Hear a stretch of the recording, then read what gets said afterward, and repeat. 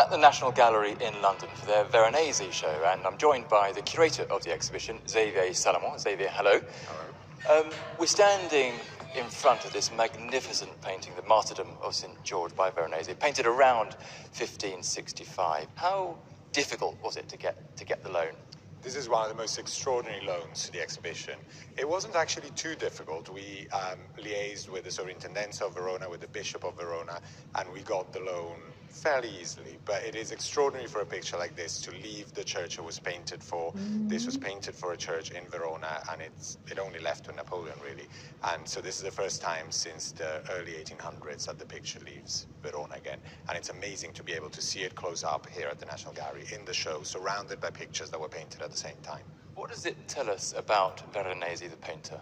I think this is the greatest masterpiece by Veronese. It really shows him as a great master of composition, of theatrical narrative, and also the great master of color. The blues, the reds, the yellows in this picture are so extraordinary in the way they're all put together. This is a great theatrical, operatic composition, and that's what's so wonderful about it. It certainly is. How does Veronese compare to the other great Venetian masters, Titian and Tintoretto? He's totally different, really, and they're usually all sort of put together as this sort of Venetian triumvirate. But Veronese is someone who comes from Verona with a very different background, very different artistic choices and style, and he's really an independent artist working on his own in a very different way. There is some influence from Titian at one point or another, but in general, I think pictures like the St. George really show what a great artist he was independently of Titian and Tintoretto.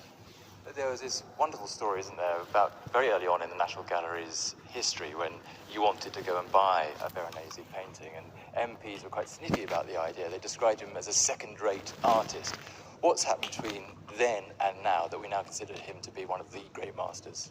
I think people already considered him a great master at the time, and the director of the National Gallery at the time, Charles Eastlake, bought the picture at great expense, but it was really, and still is, one of the great masterpieces of the collection.